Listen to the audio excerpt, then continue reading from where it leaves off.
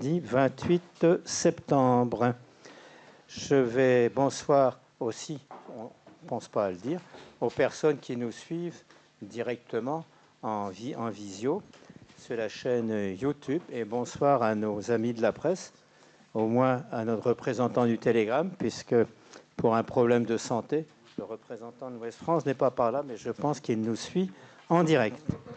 Alors on va commencer selon le code que l'on doit respecter par l'appel. Françoise Ballester. Présente. Bernard Bastier. Philippe Blesbois. Présent. Arlette Buzaré. Gwenaël Courtet. Jo Daniel présent. Guy Decroix. Présent. Chantal Demangeon. Présent. Alain Degré. Présent. Alors, Hugues Deveau-Marcoff a donné procuration à Jean-Jacques Marteil. Qui accepte? Franck Duval. Présent. Marie-Lise Foidard. Présent. Alors, Annette Fréhou a donné procuration à Marie-Lise Foidard. Qui accepte? Oui. Qui accepte. Anne-Marie Garanger. Présent. Jacques Grévès. Christian Guéguin est absent, a donné procuration à Georges Thierry. Qui accepte? Oui. Patrick Guilbaudot. Présent. Françoise Henriquez, absente, a donné procuration à Arlette Buzaré. Qui accepte aussi, merci. Patrice Jacqueminot. Présent. Régis Kerdeluet. Présent. Didier Lemarchand. Présent. Isabelle Loisel est absente et a donné procuration à Pierre-Yves Le Grognec. Qui accepte? Oui, merci. Séverine Le Floch. Présent. Marie-Vonne Le Gall. Présent. Pierre-Yves Le Grognec est présent. Patrice Lesteinf. Présent. Jean-Jacques Marteil. Laetitia Mélois est présente. Anaïg Mestric est présente. Lucien Monnery. Présent. Estelle Morillo. Jean-François Salvard. Présent. Et Georges Thierry est présent. Merci. Avec la feuille, on a un ordre du jour qui porte sur l'approbation de du procès-verbal de notre dernier conseil. Quelques décisions prises en application de l'article L2122-22. La nomenclature budgétaire et comptable M57. L'attribution de subventions donc à l'association pour le don du sang et à la SNSM de Clohars-Carnoët. Divers avancements de grade. La convention d'association avec l'école Notre-Dame des Victoires. Une subvention aux familles pour des voyages d'études, classes de neige et classes de découverte. Une aide financière aux étudiants et lycéens guidellois. On va parler de la ZAC et donc du lancement de la procédure de déclassement de voies et d'emprise publique. On va parler de la convention de rétrocession des équipements et espaces communs avec Nexity pour le projet du domaine de Scubidan. On va valider, je l'espère, des dénominations de voies. Il va être question après de la rétrocession de 7 mètres carrés près du Collège Saint-Jean, une rétrocession à la commune. L'aménagement du centre de loisirs dans le bâtiment A du centre de Polignac, donc des demandes de subventions, des redevances d'occupation du domaine public GRDF, de la gestion des eaux pluviales urbaines et des aménagements hydrauliques au vallon de la Villeneuve et du contrat de partenariat pour le pilotage de notre éclairage public en cas d'alerte EcoWatt. Est-ce que quelqu'un fait le secrétariat de séance? Marie, c'est toi qui fais, non? Tout le temps. Donc tu acceptes de le faire. D'accord, très bien. Et donc je commence la séance par l'approbation de notre dernier conseil. Donc notre dernière réunion est celle du 6 juillet et dont vous avez reçu le compte rendu. Et je veux savoir si vous en approuvez le contenu ou s'il y a des observations ou des remarques. Non? Donc on peut le considérer comme approuvé. Je vous en remercie. Alors, après, j'ai été amené donc à prendre quelques décisions au titre, en application de l'article L2122-22 du Code général des collectivités territoriales. Alors, cela a concerné l'acquisition de véhicules d'occasion utilitaires et professionnels. Donc, dans cette démarche, on a suivi la procédure adaptée. Donc, un avis a été adressé à Medialex. La date de limite de remise des offres était fixée au 18 juillet, avec des critères de sélection hein, qui figurent sur votre feuille. Hein. 40% pour les prestations, 60% pour la valeur technique. Donc le lot 1 portait sur la fourniture d'un véhicule utilitaire de type fourgon aménagé, neuf ou occasion. La seconde, même chose, véhicule utilitaire. La troisième, même chose. Et la quatrième, la troisième et la quatrième de type fourgonnette d'occasion. Véhicule utilitaire de type fourgonnette, avec une reprise de matériel pour les lots 2, 3 et 4. Et à la fin de la procédure, il a été constaté qu'aucune offre n'a été déposée et que donc l'ensemble de ces lots a par conséquent été déclaré infructueux par un avis du 20 juillet 2023. Second point, il s'agit de la mission de mise en œuvre relative à la réhabilitation et à la transformation des bâtiments du site du sémaphore, hein, qui va être transformé vers lequel va être transféré le centre nautique. Donc même chose, on a fait référence donc à la procédure adaptée. La publication a eu lieu sur Ouest France le 19/05/2023 et sur la plateforme E-Mégalis, une plateforme dématérialisée. La date limite de réception des offres était fixée au 19 juin. L'ouverture des plis a eu lieu le 19 juin à 14 h. 8 offres dématérialisées nous sont parvenues. Elles étaient toutes conformes. L'analyse des offres a été faite selon deux critères, le prix des prestations 40% et la valeur technique 60%. Alors le texte reprend l'ensemble des 8 candidats. Hein, et après audition, donc il y a eu une première sélection, suite à une première analyse, un classement provisoire a été effectué, à la suite desquels, donc conformément à l'article 6 du règlement de la consultation, le maître d'ouvrage a demandé aux candidats classés dans les 5 premières places de se présenter lors de l'audition du 2/06/23 et de présenter une offre finale donc pour le marché à date du 3/07. Vous voyez en bas les quatre cabinets hein, qui avaient répondu donc à la seconde partie. Et c'est l'atelier L'Échelle qui a été retenu et le marché lui a été notifié le 10 juillet 2023 par le biais de la plateforme Mégalis. Et donc je sais, Christian n'est pas là, mais je sais que le travail a commencé avec cet atelier.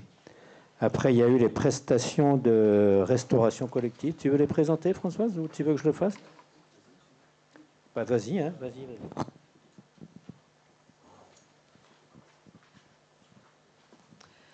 Oui, donc c'est un accord cadre portant sur les prestations de restauration collective, confection livraison de repas dans nos restaurants scolaires et les goûters aussi. Pour aussi l'accueil de loisirs, saut de mouton et du multi-accueil en liaison chaude. Pour cela, il y avait eu un groupement de commandes entre la ville et le CCAS de Guidel. Donc la publication a été publiée sur Mégalis le 26 mars 2023, date limite de réception des offres 22 mai. Et nous avons eu 5 offres dématérialisées. Nous avons consulté une diététicienne concernant une partie de la valeur technique. Et après analyse des offres, la commission s'est à nouveau réunie le 28 juin 2023. Donc vous pouvez consulter le dossier d'analyse. Donc les critères, c'était le prix des prestations 30%, valeur technique 70%. Vous avez le détail sur les 5 prestataires qui ont répondu au marché. On a retenu la société Ensemble. Voilà, le menu détaillé, plan alimentaire qui était détaillé. C'était aussi, pour la diététicienne, c'était un des meilleurs. C'était pas le meilleur. Elle avait placé Dupont en premier, mais au niveau prix, c'était vraiment au-dessus de nos capacités, on va dire. Donc, les entreprises non retenues ont été avisées le 20 juin et le marché a été notifié Ensemble le 6 juillet 2023. Voilà. Bien. Y a-t-il des observations? Non? Merci Françoise pour cette présentation. Et donc, ceci ayant été vu, on va passer maintenant aux autres points de l'ordre du jour, et notamment donc à une question qu'on a abordée en commission finances, qui est l'adoption de la nomenclature budgétaire et comptable M57, une adoption au 1er janvier 2024. Et je vais laisser à Patrice Jacqueminot le soin de nous la présenter. Elle présente la particularité de pouvoir être appliquée par toutes les catégories des collectivités locales. Donc c'est un changement de notre plan comptable, hein, pour dire les choses assez simplement. Ce référent qui va, la M57 va donc remplacer la M14 avec laquelle nous fonctionnons actuellement. Ce que l'on peut dire, c'est que ce référentiel formalise en matière de gestion une gestion pluriannuelle. Il induit l'adoption d'un règlement budgétaire et financier pour la durée du mandat. Il parle également de la fongibilité des crédits, c'est-à-dire que l'on peut bouger les sommes dans les mêmes sections. En matière de gestion des crédits et des dépenses imprévues, il apporte une certaine souplesse et il introduit la règle du prorata temporis pour l'amortissement des immobilisations. Pour information, et nous le verrons prochainement, enfin dans quelques mois, l'introduction de cette nouvelle règle, ce nouveau référentiel, va faire que la maquette budgétaire va être modifiée dans le sens où on n'aura pas, en face du budget 2024, le budget prévisionnel de l'année précédente, 2023. Donc, mais on peut faire confiance au service pour, dans les notes d'accompagnement des tableaux financiers, pour nous expliquer s'il y a des choses qui ont pu glisser d'un budget à l'autre. Enfin, ça ne devrait pas, on n'entend quand même pas un bouleversement extraordinaire. Enfin, on ne pourra pas transférer la N-1 dans la présentation du budget. Donc, il nous a demandé d'approuver l'application de cette instruction budgétaire et comptable M57. De toute façon, elle s'impose à nous, c'est obligatoire. Et d'accepter d'appliquer cette norme au 1er janvier 2024 et de conserver les modalités de vote. C'était pour les façons dont on entérine tout cela. L'avis du comptable étant requis, il est joint aux pièces que nous avons. Et je crois que l'on ne peut pas dire grand-chose de plus, si ce n'est ce changement de norme. Donc, est-ce que quelqu'un a des remarques, des questions? Juste une question. Oui. Il est question d'un règlement budgétaire et financier à adopter. Oui. Donc, ça va être le règlement en question, il va être présenté au Conseil avant qu'on rentre dans le vif du sujet du budget. Oui, au prochain Conseil. Il sera présenté en commission. Commission, il fait tout le chemin. Hein. Commission et puis et Conseil. Oui. Voilà.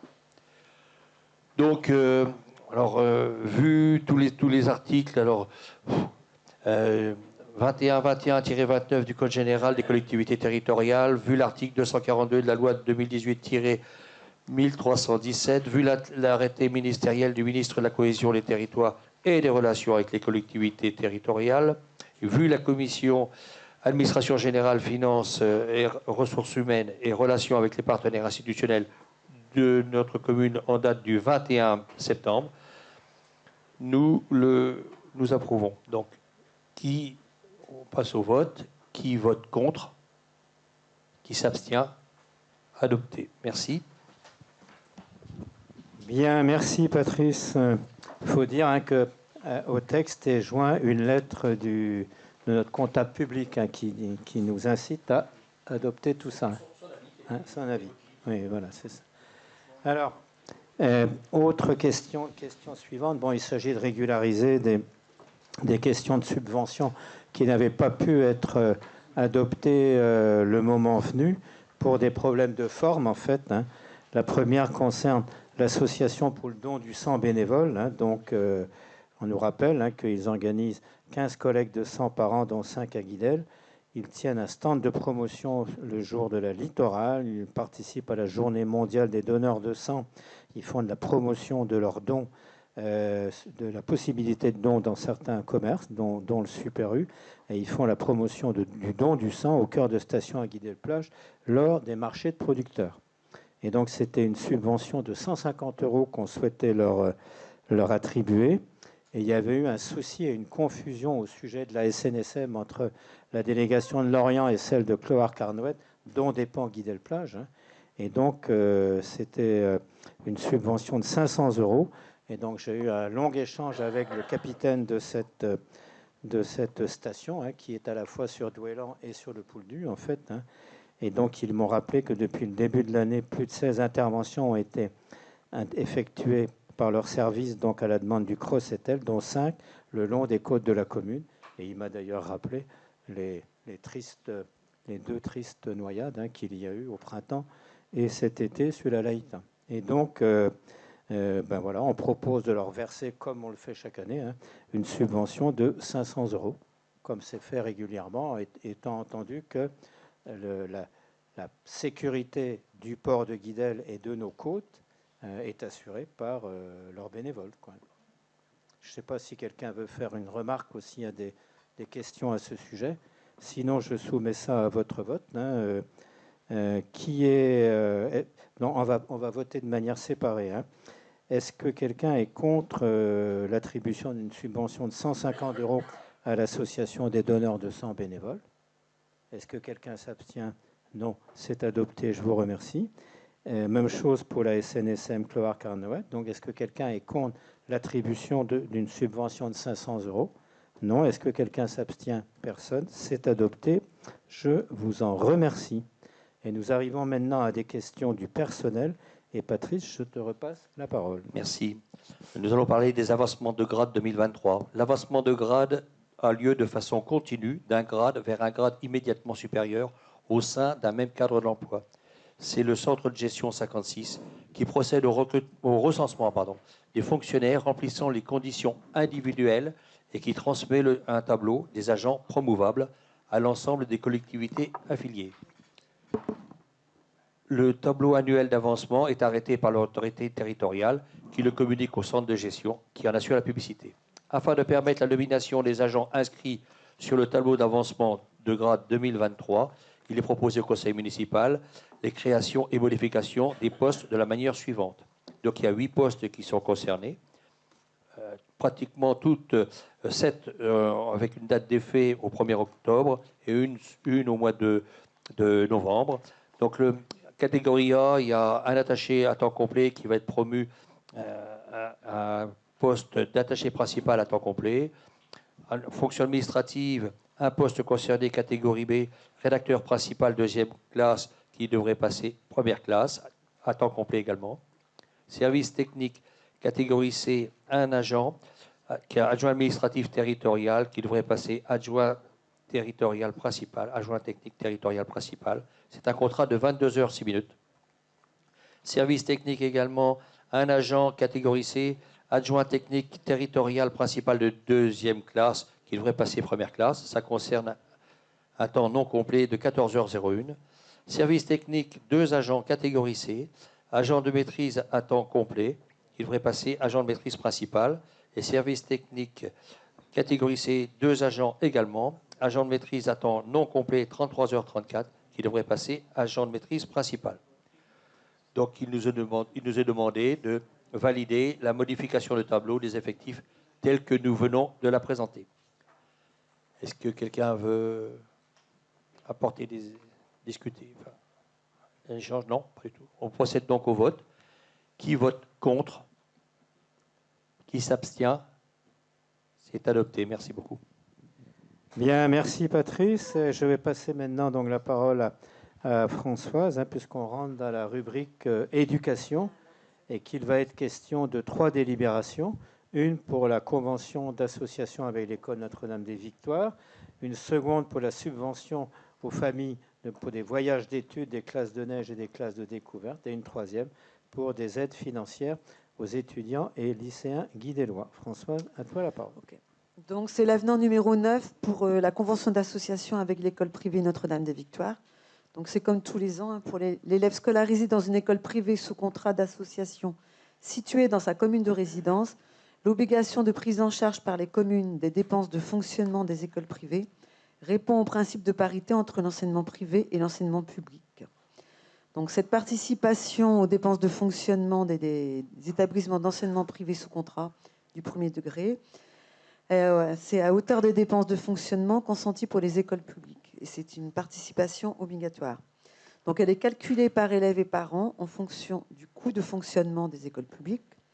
Donc un premier contrat d'association avait été signé entre la préfecture du Morbihan et l'OGEC le 6 décembre 2000. Ensuite, il y a une convention en date du 26 février 2001 entre la commune et l'OGEC pour fixer le montant de cette participation. Tous les ans, nous révisons cette participation. Le 25 novembre 2014, le conseil municipal avait validé par une délibération une nouvelle convention d'association fixant le montant de la participation communale aux frais de fonctionnement des classes de l'école privée. Donc pour cette année, il vous est proposé de fixer le montant forfaitaire pour un élève de maternelle à 1 382,33 € et le montant forfaitaire pour un élève d'élémentaire à 396,30 €. Un élève Ulysse perçoit aussi, pour un élève Ulysse, c'est le même montant qu'un élève de maternelle. Mais pour les autres élèves maternels et élèves élémentaires, elle est versée que pour les élèves guides de loi. Voilà, donc ce versement est effectué 3 fois dans l'année, donc à la rentrée, là, au mois de janvier, au mois d'avril, l'école présente un état des élèves présents à ces dates-là. Donc l'estimation pour l'année 2023-2024, pour les élèves de maternelle, ce serait 209 653,38 € et pour les élèves d'élémentaire, 103 302,20 €, ce qui fait un total global de 312 955,58 €. Ouais, donc on vous propose de fixer ces montants. Alors 1 382,33 € pour un élève d'élémentaire, non de maternelle, et 396,30 € pour un élève de maternelle. Primaire, ouais, je m'en mêle les pinceaux. Non, élémentaire, c'est pas primaire, c'est élémentaire. Ouais, voilà. Avez-vous des questions? Une petite remarque, oui. Alors, l'intervention que je fais, elle vaut pour les 3 bordereaux enfance-jeunesse.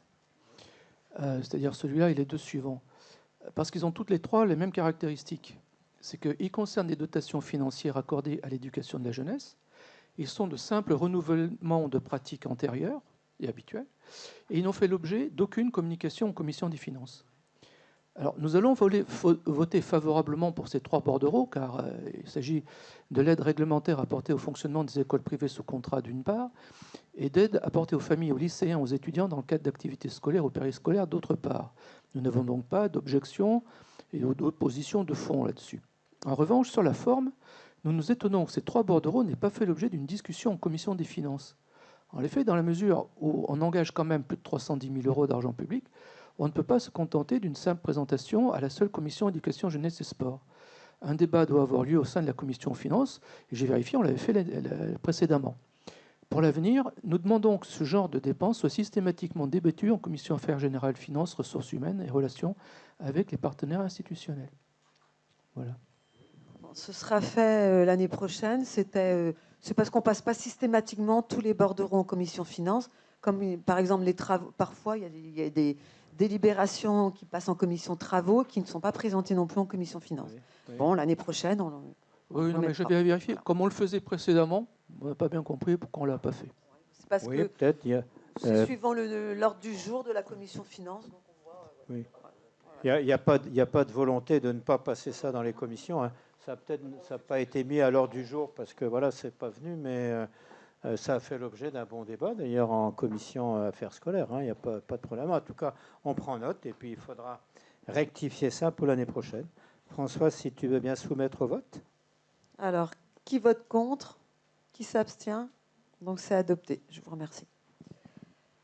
Donc, point suivant, subvention aux familles pour les voyages d'études, des classes de neige, des classes de découverte pour l'année scolaire 2023-2024. Donc c'est comme pour chaque année. Hein. On demande au conseil municipal de fixer les conditions d'octroi aux familles de la subvention attribuée pour différents voyages d'études, classes de neige, classes vertes, pour les élèves guides de loi jusqu'à la fin des études secondaires. Donc cette aide est accordée aux enfants domiciliés à Guidel, scolarisés dans un établissement primaire ou secondaire. Ça peut être collège ou lycée aussi, pas que les écoles primaires. Cette aide est accordée une seule fois par année scolaire et par enfant pour des séjours d'une durée minimum d'une nuitée. Donc ce ne sont pas pour les sorties à la journée. Donc on vous propose de maintenir les montants en fonction du quotient familial de la famille. Donc pour un quotient compris entre 0 et 600 €, 18 € par nuitée dans la limite de 75 € maximum par séjour. Pour un QF compris entre 601 et 800, 16 € par nuitée dans la limite de 65 € maximum par séjour. Pour un QF compris entre 801 et 1100 €, 14 € par nuitée dans la limite de 55 € maximum par séjour. Et en page 15, vous avez le détail du calcul du quotient familial. Bon, pour un rappel, en 2022, il y a eu 14 dossiers. Donc après, j'étais justement au collège de Kévin, parce que les collégiens guides de loi qui sont scolarisés à Kévin peuvent en participer. Et avec le maire de Kévin, on disait que souvent les familles ne demandent pas l'aide. On a beau faire passer par les établissements et tout, c'est très compliqué. Voilà. Y a-t-il des questions? Donc on vous demande de fixer pour l'année 2023-2024, l'année scolaire, donc les montants de la subvention comme indiqué, page 15. Qui vote contre? Qui s'abstient? C'est adopté. Le point suivant, c'est l'aide financière. Là, si on passe pour les étudiants et les lycéens guides de loi, les études et stages à l'étranger. De même, c'est pour l'année scolaire 2023-2024. Donc, il y a quelques conditions. Il faut que l'étudiant, les parents doivent être domiciliés à Guidel. C'est pour les études supérieures après le baccalauréat et pour les lycéens aussi. Pour une année scolaire, le séjour doit être au moins d'une durée égale ou supérieure à 4 semaines. Et puis, on leur demande un justificatif et un petit compte rendu. Alors, parfois, ils viennent en conseil municipal des enfants, pas systématiquement, mais en tout cas, ils nous transmettent toujours un compte rendu. Donc, je ne vais pas vous décrire le tableau. Hein. Vous voyez, c'est suivant les 5 tranches, suivant le séjour, la durée du séjour, donc 1 mois, 2 mois, 3 mois, 4 mois et plus, et Europe et hors Europe. Donc, voilà. On a eu, en 2022, donc, je ne vous parle pas d'année scolaire, là, je vous parle d'année 2022, 3 dossiers. Et là, on en a eu plusieurs depuis la fin de l'année scolaire 2023. Là. En juillet, on en a eu plusieurs, en septembre aussi. On doit être autant là maintenant en 3-4 mois qu'on a eu en 2022. Voilà. Faut faire de la publicité. Voilà, on arrive petit à petit à... Tout à fait. Oui, mais là, c'est plus embêtant parce que ce sont les étudiants et on ne peut pas trop relayer. Enfin, il faudrait qu'on relaye au niveau fac de Nantes, fac de Brest, fac de Lorient, enfin, fac de Rennes. C'est un peu plus compliqué pour eux. On met sur les panneaux, dans le bulletin, au pige, évidemment. Au pige, voilà. Oui, mais tout à fait. C'est pour ça que je dis, voilà. Oui, mais on communique avec tous les supports de la mairie. Voilà, tout à fait.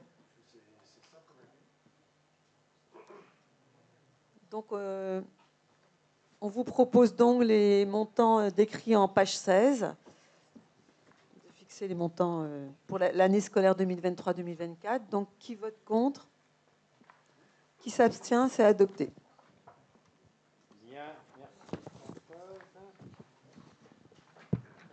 merci. Je poursuis sur l'ordre du jour, en lieu et place de Christian qui est absent, et donc on va avoir une délibération importante donc pour la poursuite du processus de la ZAC. ZAC Cœur de Ville et Saudray. Donc il s'agit du lancement de la procédure de déclassement des voies et emprises publiques qui sont nécessaires à la réalisation du programme d'équipement et de construction qui est prévu dans le cadre donc de cette zone d'aménagement concerté. Alors, la zone d'aménagement concerté créée en mai 2012 est constituée de 2 sites, un site cœur de ville en renouvellement urbain et site de la Saudray en extension. Sur le secteur dit de cœur de ville, certaines emprises foncières relevant du domaine public de la commune sont destinées à être équipées et réhabilitées en vue de recevoir le programme d'aménagement et de construction qui est défini au dossier de la ZAC. À ce titre, certaines d'entre elles feront l'objet d'une cession au bénéfice de l'aménageur. Et donc, il s'agit cette fois de la deuxième procédure de déclassement des voies et emprises publiques nécessaires à la réalisation du programme d'équipement et de construction. Préalablement à la décision de déclassement de ces emprises foncières, la commune doit procéder à leur désaffectation, c'est-à-dire qu'elle devra, par tous les moyens administratifs et matériels, faire cesser l'utilisation de ces biens par le public Et les moyens, c'est un arrêté municipal, la pose de barrières, la pose de signalétique, etc., etc. Et donc, dans l'ensemble qui figure sur la carte qui est jointe à cette délibération, vous la voyez ici, et on l'a vu ensemble en commission il y a quelques jours. Donc, il est rappelé que l'accès au gymnase et à ce qu'ils appellent, et ce qui est mentionné comme étant la maison des anciens, mais que tout le monde ici connaît comme étant le club de l'amitié.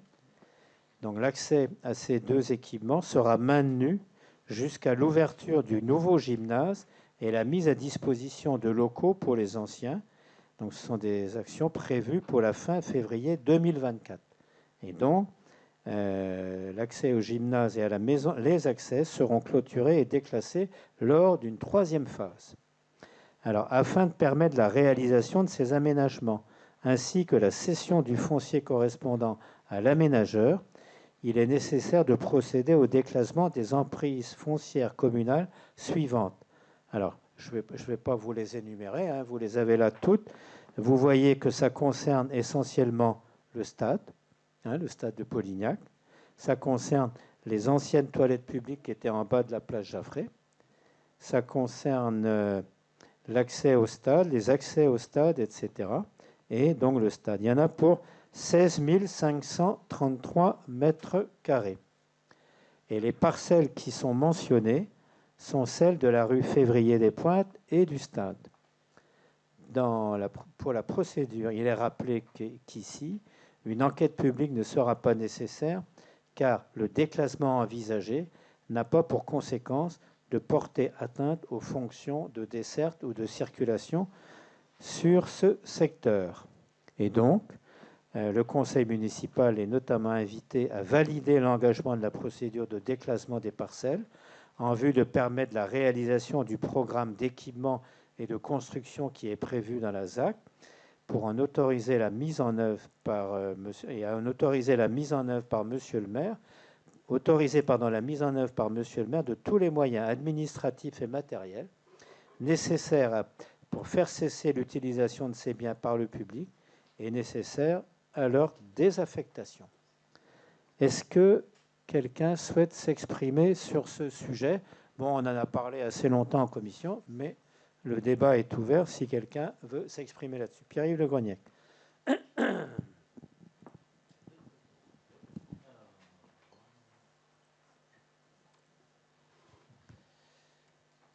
Donc, procédure de déclassement des voies et emprises, je dirais proche du stade de Polignac et le stade de Polignac.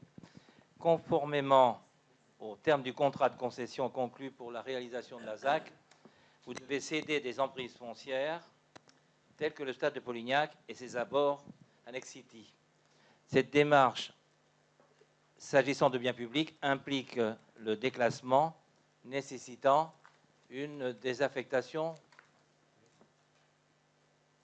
préalable. Nous émettons des réserves sur cette démarche.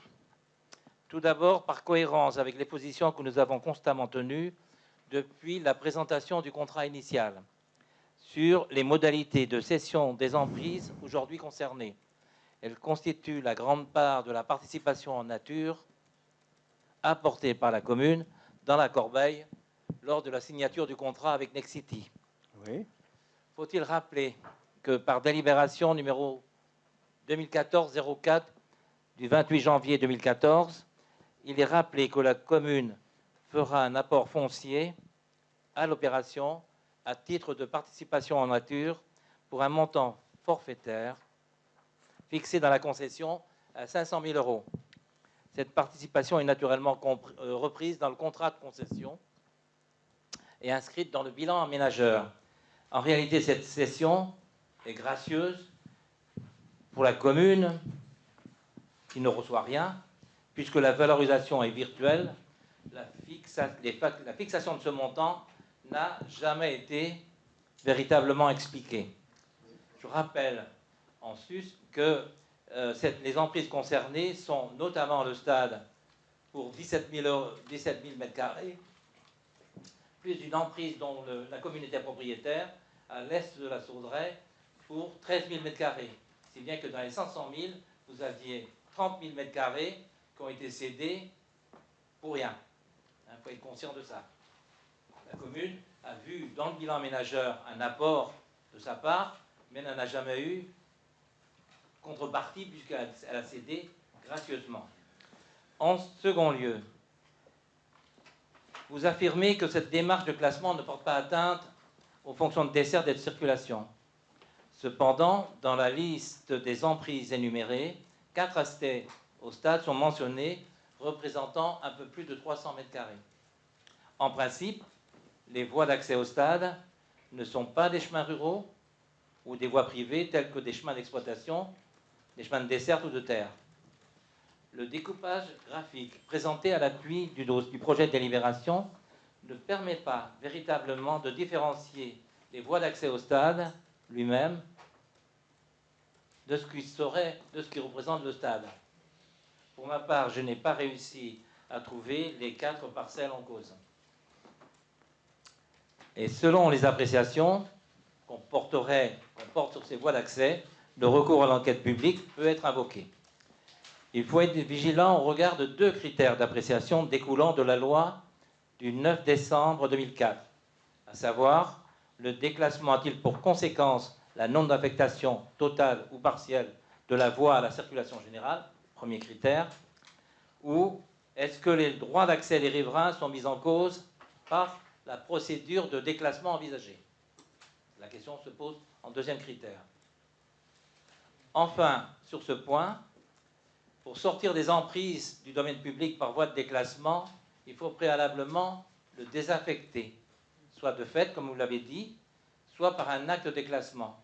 Nous n'avons pas le sentiment que ces dispositions préalables aient été prises.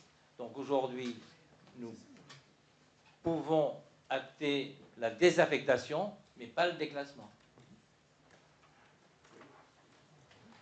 Pour ces raisons, nous nous abstiendrons sur cette délibération. Oui, on est sur la procédure alors de déclassement des voies. Oui, alors c'est une nuance, oui, c'est une nuance juridique sans doute, ouais. Mais le but est le même, hein, c'est vraiment de ne plus se servir de ces voies-là pendant le temps de la période donc, de désaffectation, hein, la période où ça va être, et c'est une durée d'1 mois. Alors après, je regarde sur le plan, il y a quand même des possibilités d'accès au stade, et dans les voies d'accès, ce qui est maintenu, c'est d'une part tout ce qui va permettre de conserver l'accès vers la salle de gymnase. Hein. On a dit qu'elle continuerait à rester en fonctionnement, donc c'est devant les bâtiments, là, ici, hein, et je pense que la voie, c'est celle qui est devant le presbytère, si je puis dire, hein, et donc on le voit ici sur la carte. Alors, on ne peut pas vous projeter ça, mais sur la carte, vous pouvez le voir. Je pense qu'il y a un accès qui est maintenu dans le bas de la place Jaffré, justement pour permettre aux anciens d'aller au club de l'amitié. Il y a une porte, là, il y a un petit espace public. La question sur les riverains, donc un accord a été trouvé avec les riverains qui habitent par là, et entre eux et l'aménageur, un accord sur une partie du mur qui va être détruite, reconstruite, un stationnement leur sera réservé. Enfin, ils ont vu ça entre eux, et les accords ont été passés entre eux, ce qui fait que, en tout cas, tout le monde en commission et en réunion de travail est bien partant pour la mise en œuvre de cette procédure qui va permettre d'engager par la suite les travaux dans des délais assez rapides. Hein. Il n'y a pas de... Je vais revenir sur l'accès au stade. Il y a 4 voies d'accès au stade qui sont supposées être déclassées et désaffectées préalablement et déclassées. Ces 4 voies répertoriées CE 223, 224, 225, 226 et ces 4-là ne sont pas repérables sur le plan. Donc on ne peut pas vérifier si elles sortent véritablement du domaine public. Or, il faut qu'elles soient barrées complètement pour être désaffectées. et pour changer de nature. Oui, alors ça n'apparaît peut-être pas sur la carte, mais sur le plan, oui, je regarde justement en fonction des numéros que tu nous donnes, mais elles seront barrées réellement, en tout cas physiquement sur le terrain, elles seront barrées, c'est évident. Moi, ce dont je parle pour le passage dans le bas, là, c'est le CE 221, par exemple, hein, ici, pour aller vers le club de l'amitié. Ce dont je parlais tout à l'heure, alors c'est la section, c'est devant la CE 231 et ça donne accès, on le voit bien, hein, ça donne accès au stade, au gymnase. Tout le reste, normalement, tout le reste est barré, à part peut-être, je vois ici, CE 239, peut-être ça va être maintenu aussi, mais tout ça, ça mène vers le club de l'amitié, là. Hein. Donc, je pense que les dispositions sont prises. Hein. Christian n'est pas là pour répondre, c'est lui qui a vu ça, mais les dispositions sont prises pour que tout ce qui doit être barré le soit. Les possibilités d'accès au stade et les possibilités d'accès des riverains sont bien maintenues. Et je peux le dire, un accord a été trouvé entre Nexity et les propriétaires qui habitent le plus près, là, au bas de la plage Jaffré. Et donc, de ce côté-là, il n'y a pas de difficulté. Et un accord a été passé aussi avec les représentants du club de l'amitié, que moi, je dois d'ailleurs aller rencontrer bientôt pour leur expliquer tout ça. Donc, je pense que le moment est venu de lancer la procédure de désaffection pour qu'on puisse commencer à intervenir sur le domaine de la ZAC et que la mise en œuvre du programme ne soit pas retardée. Oui, je comprends bien que vous soyez pressé, mais en matière de domaine public, les règles sont strictes. Oui, oui. Je rappelle qu'à une certaine époque, la commune devait entourer un terrain dont elle était propriétaire avant qu'il ne soit cédé. Il s'agissait du village de vacances, Vélambra. C'était explicitement désaffecté, puis ensuite déclassé.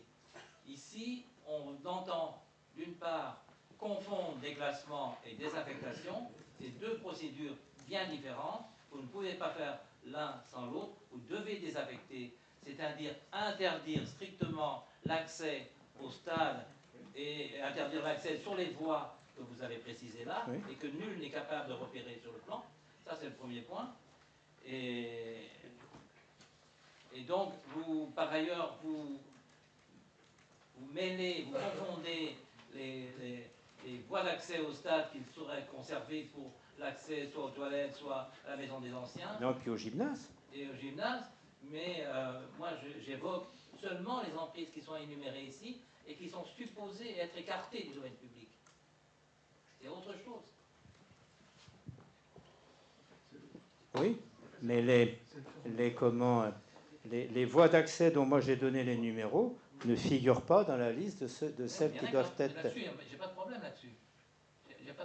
Moi, ce qui pose problème... Non, le problème, si j'entends bien, c'est qu'il y aurait une confusion entre désaffectation et déclassement. C'est ça que j'entends. Non. C'est pas autre chose. Non. Il y a deux choses différentes. Non. D'une part, il y a effectivement pour le stade et l'ensemble des emprises que vous entendez soustraire au domaine public, vous devez, en quelque sorte, le barricader, oui, faire en sorte qu'il n'y ait plus aucun public. Il n'est pas fait aujourd'hui, hein. C'est pas fait. Mais non, on attend la délibération. Oui, d'accord. On ne peut pas le faire avant la délibération, quand même. Mais pour la désaffectation. Mais après, vous aurez une autre délibération pour le déclassement. Oui. Vous ne pouvez pas dire que c'est immédiat. Vous n'avez pas le droit. C'est pas immédiat. Le temps où ça va être barré, ça va durer plusieurs semaines. Oui.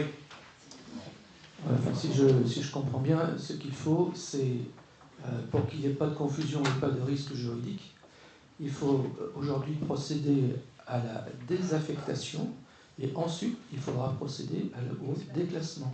Une fois que la première procédure de désaffectation aura été actée aujourd'hui, on met les barrières, etc.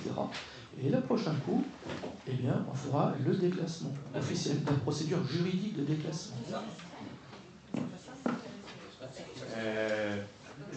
Moi, je veux bien vous croire, mais les conseillers juridiques qui ont vu cette affaire-là, qui sont les conseillers juridiques... Les classements, c'est pas bon, le terme.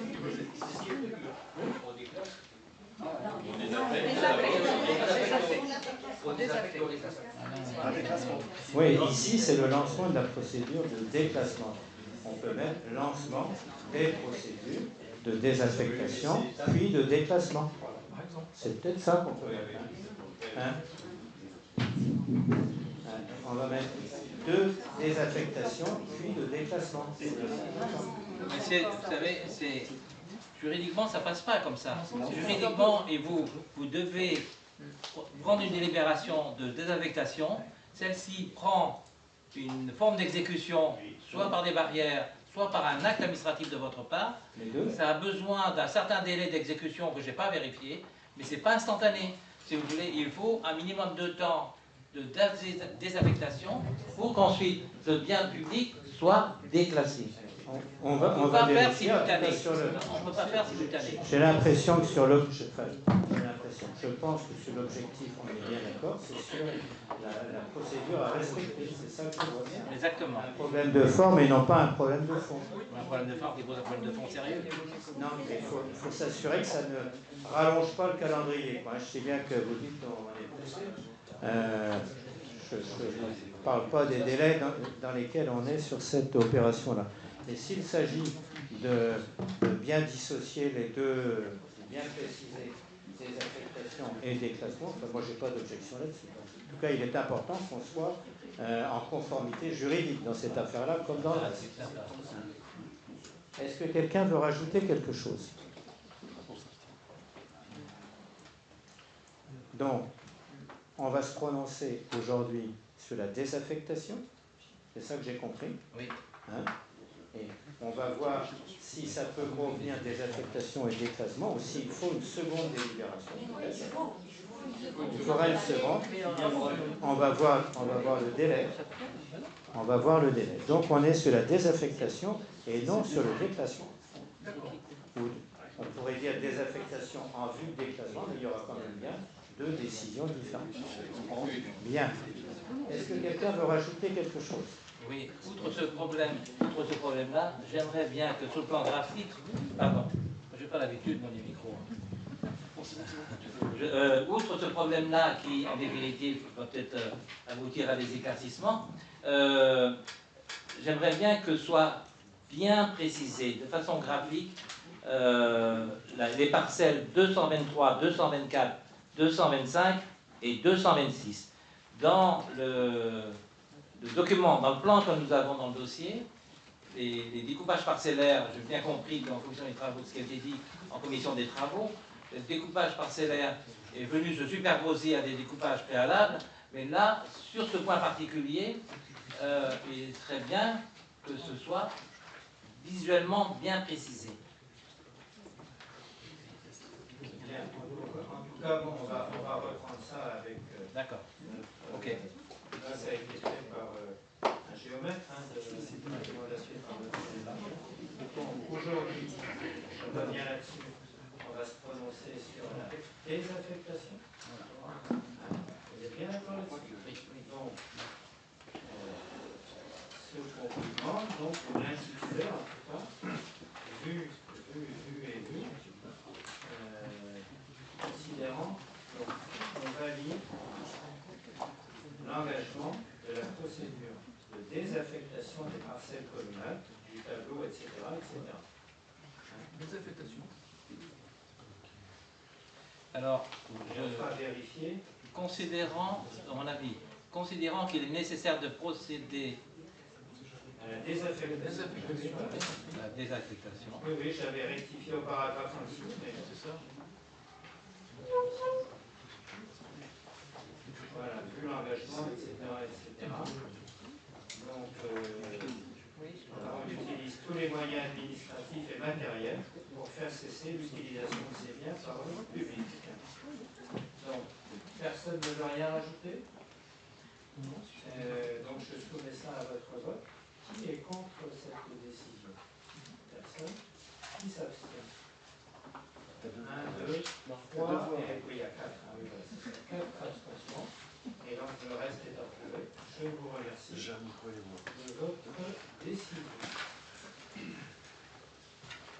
Alors après, on a une seconde convention, qui est une convention de rétrocession des équipements et des espaces communs, donc avec Nexity. Alors, c'est pas le même, ça a le même nom, c'est le même groupe Nexity, mais ici, le premier c'est Nexity Foncier Conseil Polazac, et ici c'est Nexity Développement Aménagement. Foncier Conseil est basé à Nantes, quand Nexity Développement Aménagement est basé à Vannes. Hein. Et donc ici, il s'agit du domaine de Scubidan. Et donc là, il s'agit d'une convention de rétrocession en deux parties, des équipements et des espaces communs avec Nexity pour le domaine de Scubidan qu'ils ont repris. Donc en vue de la réalisation d'une opération de construction et d'aménagement à usage de logements et espaces paysagers, l'aménageur précédent, donc qui est la société Tigva, avait obtenu un permis d'aménager le 17 juin 2022. Nexity a racheté ce terrain et l'autorisation lui a été transférée par un arrêté du 9 septembre 2022. Un permis d'aménager modificatif a été obtenu par Nexity le 21 mars dernier, 2023. Un nouveau permis d'aménager modificatif a été déposé le 13 juin 2023. Considérant que certaines des voies de l'opération sont destinées à être ouvertes à la circulation publique, que les réseaux sous voirie, c'est-à-dire les réseaux d'assainissement, d'eau potable, d'électricité, communication électronique, les ouvrages nécessaires, accessoires à la voirie, l'éclairage, la signalisation, les réseaux d'eau pluviale, les arbres d'alignement, les noues et les fossés, ainsi que les poteaux ou les puits d'incendie constituent des équipements à vocation commune. Nexity a sollicité la commune de Guidel en vue d'organiser les modalités de leur incorporation au domaine public, conformément aux dispositions de l'article R 442-8 du Code de l'urbanisme pour les permis d'aménager. Et les terrains seront rétrocédés en deux parties. La partie 1, 380 m² de bande de terrain le long de la rue de Scubidan et de la rue Maximans. Donc c'est en bleu sur le plan qui est joint, avant le 15 décembre 2023 pour élargir ces voies étroites et y réaliser des noues pour les eaux pluviales. Et donc vous avez les trois parcelles, enfin les trois noues, les trois bandes de terrain, CM 250 101 m², CM 251 43 m², CM 252 236 m². Et pour la partie 2, une voie interne nouvellement créée avec ses réseaux de 2400 m² environ. Elle est en rouge sur le plan. Ultérieurement, après la signature d'un avenant à cette convention. Et donc, il est demandé au Conseil de m'autoriser à signer cette convention et à intégrer dans le domaine communal les terrains de la partie 1. Alors, si vous regardez la carte, donc vous avez le projet de convention, et la carte, donc c'est celle-ci, donc c'est celle-ci qui est 2 ou 3 pages après, qui est juste après le projet de convention. Alors, que je ne me trompe pas, vu la commission, etc. Donc, valide le programme, valide le projet de convention de rétrocession des équipements et des espaces communs entre Nexity et la ville de Guidel pour le projet du domaine de Scubidan, m'autorise donc à signer cette convention, autorise l'intégration dans le domaine communal des terrains de la partie 1 cadastrée CM 250, 251 et 252 pour une surface de 380 m², et m'autorise à signer les actes et documents nécessaires à ces acquisitions. Et la délibération précise que tous les frais, notamment les frais d'acte et de géomètre, seront à la charge de Nexity. Alors, je ne sais pas s'il y a des questions ou s'il y a des demandes de précision. C'est dans le processus normal, tout ça s'avance normalement. Eh bien, écoutez, s'il n'y en a pas, je vais soumettre ça à votre approbation. Qui est contre ces décisions? Donc, alors, attendez, je les reformule pour qu'il n'y ait pas de soucis. Ces autorisations, donc, pour valider, qui valide donc le projet de convention et m'autorise à le signer pour la partie. Alors, attendez, que je ne vous dis pas de bêtises. Valide ces projets de convention et de rétrocession. Et ensuite, après, autorise l'intégration dans le domaine communal des terrains de la partie 1, cadastrés CM 250, 251 et 252 pour 300 m². Il y a deux choses, la convention et l'intégration dans le domaine communal des parcelles, donc cadastrées CM 250, 251 et 252. Et il s'agit de valider ça et de m'autoriser à signer les actes nécessaires. Qui est contre cette décision? Personne. Qui s'abstient? Personne. C'est adopté. Je vous en remercie. Voilà. Donc vous avez ici une copie du permis d'aménager qui est là, donc avec la présentation du projet, etc. Donc chacun peut être bien informé à ce sujet. Troisième délibération, alors délibération pour des noms de voies. Je regarde parce que on est prévu de proposer une nouvelle rédaction.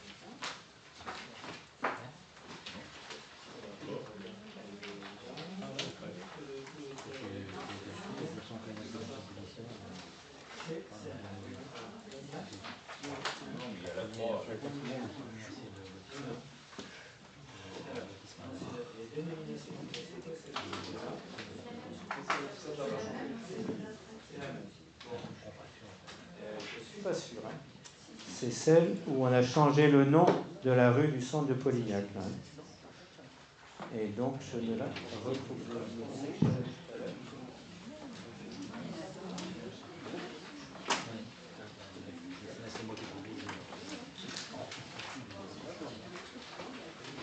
Alors, c'est celle où il est parlé de la rue du Patronat.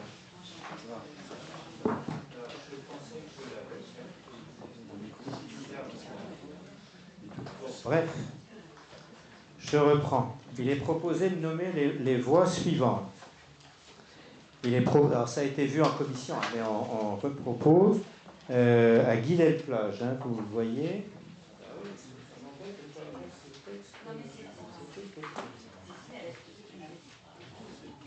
Comment ?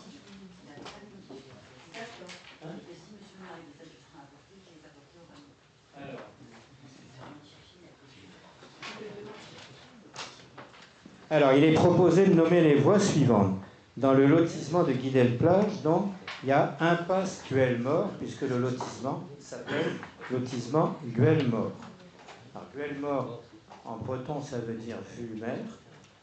Donc, ça a été passé en accord avec les acquéreurs, le propriétaire, enfin, etc. Il a été fait remarquer, ce que j'appelle, c'est que ça aurait été mieux et plus conforme à la grammaire si on avait dit Guel-Armor ou Guel-Varmor. Mais ils ont choisi Guelmort et ils l'ont un peu enregistré. Donc c'est bien de donner un nom breton, ça veut dire vue-mer, mais ça aurait été mieux s'ils avaient dit vue sur la mer. Ça aurait été... Bon, en tout cas, c'est accepté par tout le monde, donc on va pouvoir le valider si on veut. Si je reviens sur la ZAC, donc le plan de la ZAC avec l'intérieur de la ZAC, il est prévu, il est proposé, de nommer, alors ça a été validé par la commission, mais on le repropose, de nommer la grande voie piétonne du centre de la ZAC, Maille André Kerouet, du nom d'un ancien maire de Guidel, récemment décédé d'ailleurs. Il est prévu de donner le nom de allée Michel Chénaud à l'allée qui va de la salle de tennis qui est en train d'être faite, puisque Michel Chénaud était un des principaux responsables du club de tennis de Guidel, du tennis club, et surtout responsable au moment de la construction du tennis couvert. Donc ça, voilà une proposition qui a recueilli aussi l'adhésion des joueurs et dirigeants du tennis club. Alors, pour la rue dite du centre de Polignac, il était proposé, alors ça avait été à un moment proposé l'école de Polignac, etc. Et finalement, il m'a été proposé, et je vous renouvelle cette proposition, de l'appeler de la rappeler, parce que c'était son nom antérieur, rue du patronage, ou rue de l'ancien patronage. Donc, oui, parce que certains ont trouvé, alors je vais vous dire, certains ont trouvé rue de Polignac, place de Polignac, le rond-point où il y a la statue, il est appelé couramment rond-point de Polignac. certains ont trouvé que ça faisait beaucoup, premièrement. Hein, et deuxièmement, le patronage était la fonction de l'école maternelle de Polignac auparavant. Et donc, un certain nombre d'anciens ont fait savoir que ça s'appelait avant la rue du patronage, et donc ont proposé que ce nom-là soit repris. Est-ce que ça vous va? Est-ce que quelqu'un veut faire une observation? Est-ce que... C'est très ancien. Oui. Sinon, on l'appelle rue du centre de Polignac. Hein, c'était rue du patronage, quand on s'adresse aux anciens, c'est sûr que ça leur parle un petit peu. Donc, si j'ose dire, j'ai connu le patronage avec ses différentes activités avant une école, mais c'est vraiment pas porteur d'avenir, quoi. Parce qu'aujourd'hui, on baptise une rue, c'est le cas de le dire. C'est pas approprié de mettre patronage. Est-ce qu'on pourrait pas prendre un nom de femme? Parce que je trouve que franchement... Il y en a d'autres qui vont être prévus sur ce secteur-là. Non, il y en a. Et donc, en tout cas, voilà, c'est ça. Hein. Mais il fait une proposition si tu veux. Hein. Mais il y en a qui vont être, prévus. Est-ce qu'on peut peut-être différer ce point-là? Oui, moi je partage cet avis-là aussi. Je pense que... Je pense que... on n'est pas pressé. Bon, je pense que pour cette rue-là, on peut attendre un petit peu. Absolument. On avait eu un petit débat, on n'était pas... Et on vous fera des propositions de nom de femme, puisqu'il y en a pas mal. Pas de problème. Mais je reprends ce qui a été dit en commission. Et ceux qui n'étaient pas à la commission, voilà. Et donc, on va différer pour cette rue-là. Pour le reste, je m'excuse, mais c'est du côté de Scubilan et ça mène près du centre franco-allemand. Et on a proposé de l'appeler, Jean-Jacques, on a proposé d'appeler cette rue la rue du docteur Clemens Kopp, qui a été longtemps maire de Poulain et qui a été un acteur important du développement et du maintien des liens entre Guidel et Poulain. Et on pense qu'il était d'ailleurs avec Herbert Clemens, c'est vraiment du côté allemand, les deux personnes qui ont œuvré pour ce centre-là. Et donc, moi, en tout cas, là, je souhaite qu'on donne ce nom-là, mais enfin, je soumets ça à votre approbation. Et donc, ce que je vous propose, on adopte les noms de rues Impasse Guelmore, Meille André Caruel, Allée Michel Chénaud et rue du docteur Clemens Kopp, et on reprendra en commission le nom de la rue, donc que certains voulaient appeler de l'ancienne école de Polignac, ont voulu appeler d'autres de Polignac, que d'autres ont cherché à appeler de l'ancien patronage. On met ça de côté et puis on reprendra ça à une prochaine commission. Ça vous va? Oui, j'ai juste une petite chose à dire, c'est la sémantique. On en avait parlé. Harmonisons, si on peut, on fait André Caruel, Michel Chénaud. Il n'y a pas de raison de faire rue du docteur Kopp. On devrait harmoniser en supprimant les du à chaque fois. Voilà. C'est un problème de rédaction, hein, c'est pas un problème de... Voilà, c'est ça. Qui est contre cette proposition? Personne. Qui s'abstient? Personne. C'est adopté. Je vous en remercie.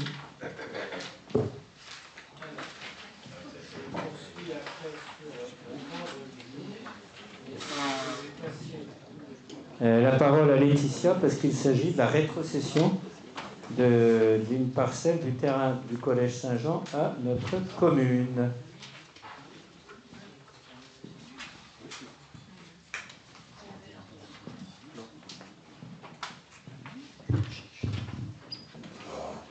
Il s'agit de la rétrocession de 7 mètres carrés de terrain du Collège Saint-Jean à la commune.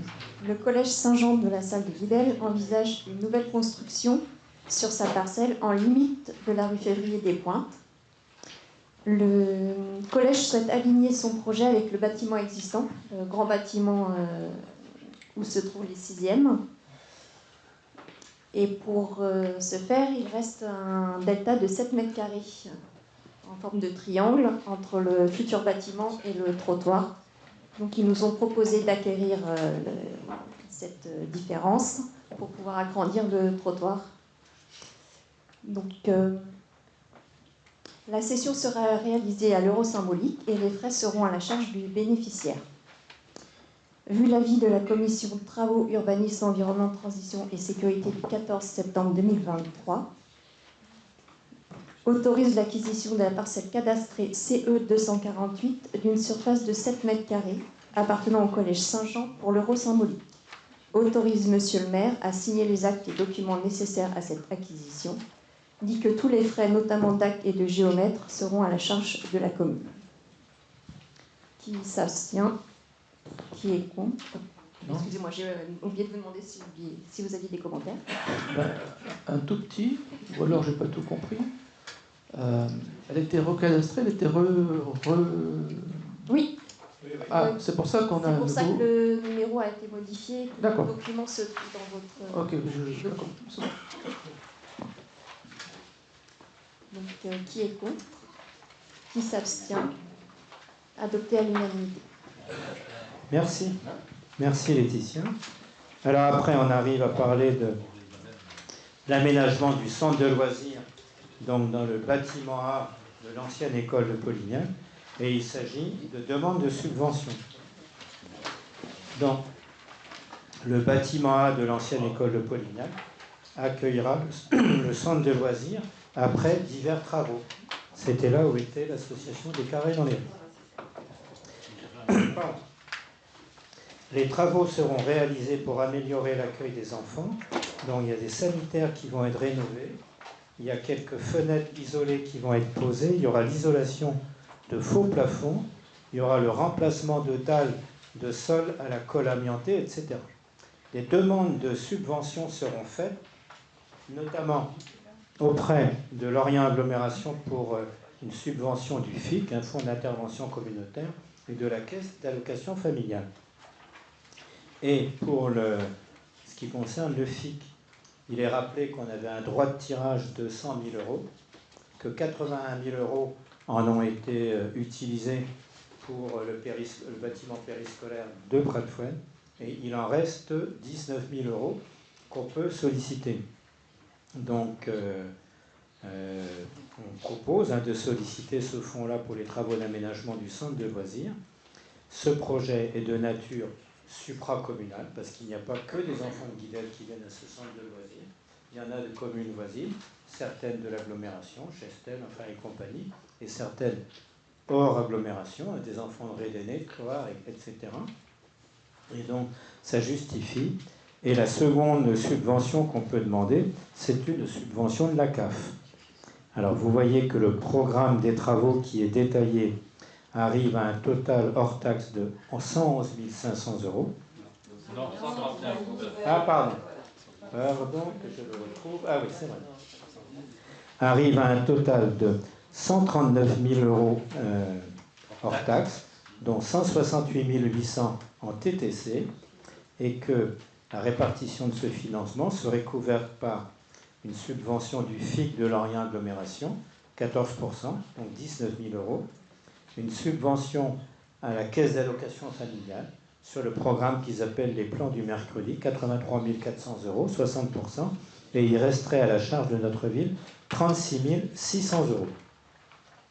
Donc, vu l'avis de la commission, travaux, urbanisme, etc., il est demandé au Conseil d'approuver les travaux et l'acquisition d'équipements envisagés pour l'accueil du centre de loisirs Saut de Mouton dans le bâtiment A de l'ancienne école de Polignac et de m'autoriser à solliciter leur financement, je devrais dire leur cofinancement, auprès de l'agglomération et auprès de la CAF.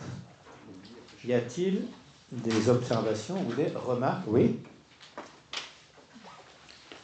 Allez-y. Alors, on ne s'oppose pas forcément à la demande de subvention, mais moi je trouve qu'il n'est pas question seulement de voter des subventions, mais il s'agit aussi de valider un projet.